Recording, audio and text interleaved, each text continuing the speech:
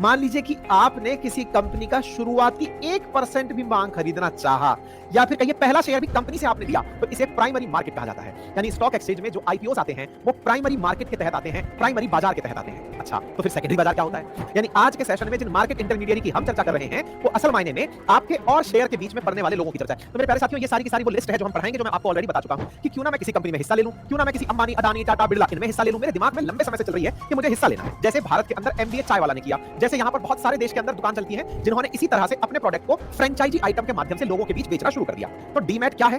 Company का हिस्सा खरीदने के लिए बनाया गया अकाउंट डीमैट है। आज सेशन में हम आप लोगों को इसी क्रोनोलॉजी में आगे बढ़ रहे हैं, ठीक है? तो चलिए, वेरी गुड इवनिंग। जो भी मेरे साथी इस समय मेरे साथ कनेक्ट हो चुके हैं, अंशु, सत्यम, मिंटू, त्रिलोक, सभी साथियों को वेरी गुड इवनिंग। आज के सेशन में चर्चा को आगे बढ़ाएंगे और जिनको भी मुझसे वार्ता करने का मन बहुत है, जिन्हें लगता है कि सर हमें जल्दी से रेस्पॉन्स दे दें, तो उसके लिए आपसे केवल इतनी सी गुजारिश है कि आप किसी एक दिन, महीने में या हफ्ते में डिसाइड करके बता दिए जाएंगे कि हम इस दिन आपके साथ चर्चा करेंगे। आपका कीमती समय वेस्ट ना हो, इसके लिए हम सीधा सेशन के अंदर एंट्री कर चुके हैं, ठीक है? तो ऐसे में आप लोगों को आज के सेशन के माध्यम से हम आगे की जानकारी देते हैं। चलिए, तो मेरे प्यारे साथियों, कल जब हमने आपके सामने सेशन करना शुरू किया था, तो वो इंट्रोडक्शन टू स्टॉक मार्केट के अंदर था। इंट्रोडक्शन टू स्टॉक मार्केट में हमने आप लोगों को पहला सेशन कंप्लीट कराया था, that is why should you invest. आपको निवेश क्यों करना चाहिए, इस बात को ध्यान में रखते हुए आपको कल का सेशन शुरू करवाया गया था। अब आपको निवेश क्यों करना चाहिए, इस निवेश के अंदर आगे हम बढ़ते हुए आज मार्केट इंटरमीडिएरीज पर आगे बढ़ रहे हैं। मार्केट इंटरमीडिएरीज का मतलब है कि जब आप निवेश करने जाएं तो आपके निवेश में कौन-कौन बीच में आएगा, आपके और बाजार के बीच में कौन है, इसी को मार्केट इंटरमीडिएरी कहा गया है। तो चूंकि हमारा पूरा ज्ञान स्टॉक्स पर है, पूरा ज्ञान शेयर पर है, तो इस कहानी को समझने के लिए मार्केट इंटरमीडिएरीज को बेहतर तरीके से समझना जरूरी होगा। आपको इंटरमीडिएरीज की बात करानी है तो उससे पहले कुछ बेसिक्स की चर्चा हो जाए। बेसिक किस बात की? कि आफ्टर ऑल शेयर बाजार है क्या, जिसमें आपको निवेश करना चाहिए, जिसके निवेश के लिए आज हम ये सारा ज्ञान ले रहे हैं। इसे समझाने के लिए मैंने बहुत बार, बहुत बेसिक से कई बार चर्चाएं की हैं और उन चर्चाओं को एक बार फिर से शुरू करता हूं।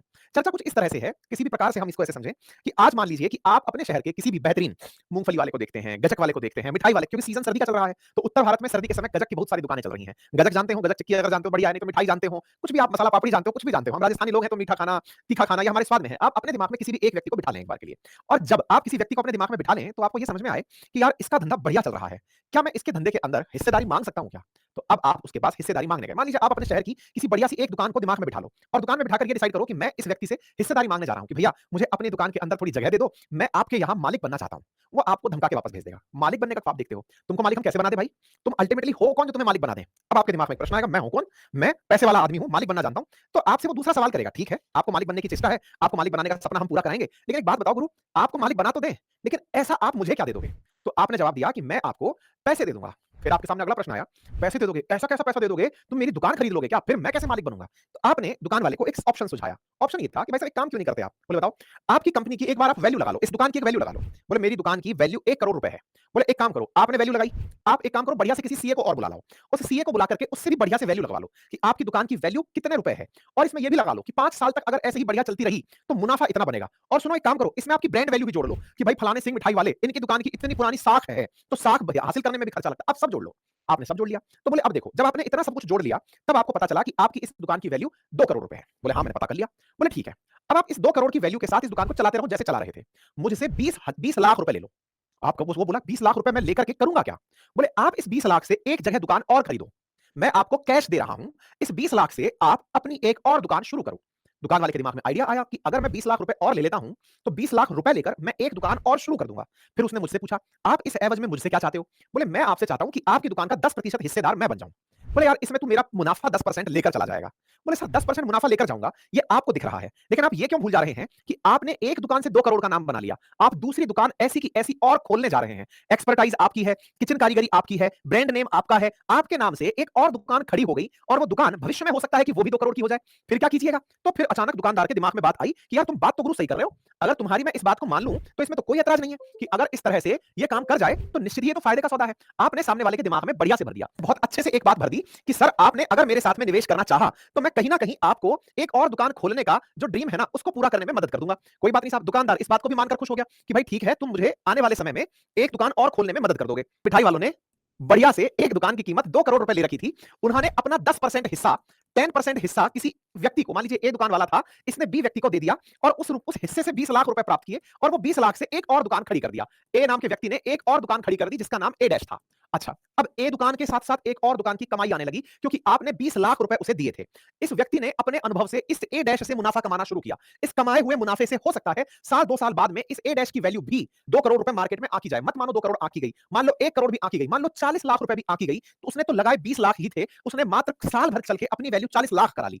धीरे-धीरे इस व्यक्ति को पता चला कि मेरा 2 करोड़ का धंधा था, मैंने 10% धंधा बेचकर अपनी एक दुकान और खड़ी कर ली, जिसमें मैंने 20 लाख का निवेश किया, लेकिन आज उस दुकान की मार्केट वैल्यू 40 लाख रुपए मैंने पहुंचा दी है। मतलब 2 करोड़ वाले को 10% हिस्सा बेचकर समझ में आया कि अभी भी उसके धंधे में उसकी वैल्यू ज्यादा हो चुकी है। 2 करोड़ से ज्यादा उसने वैल्यू ले ली है। उसने 10% 20 लाख में बेचा था, लेकिन खुद की वैल्यू वो 20 लाख एक्स्ट्रा बढ़ा गया। 20 लाख तो रुपए ले गया, 20 लाख वैल्यू और बढ़ा गया। उसको ये खेला समझ में आ गया। अब उसने कहा कि यार मेरी मार्केट वैल्यू धीरे-धीरे इंक्रीज हो रही है क्योंकि मैंने धंधे में ग्रोथ देखी है। ग्रोथ देखी है तो मैं ऐसा करता हूं कि मेरी इस ग्रोथ को किसी बढ़िया आदमी को बताता हूं कि देखो, आपने मेरी एक दुकान बढ़ते हुए देखी। सोचो मैं ऐसी 100 दुकान खोल दूं तो रातों-रात करोड़पति हो जाऊंगा। मैं ऐसी 1000 दुकान खोल दूं तो बहुत बड़ा ब्रांड बन जाऊंगा। जैसे भारत के अंदर एमबीए चाय वाला ने किया। जैसे यहां पर बहुत सारे देश के अंदर दुकान चलती है जिन्होंने इसी तरह से अपने प्रोडक्ट को फ्रेंचाइजी आइटम के माध्यम से लोगों के बीच बेचना शुरू कर दिया। बोले मैं इतने में इतना बेच दूंगा, इतने में इतना कर दूंगा।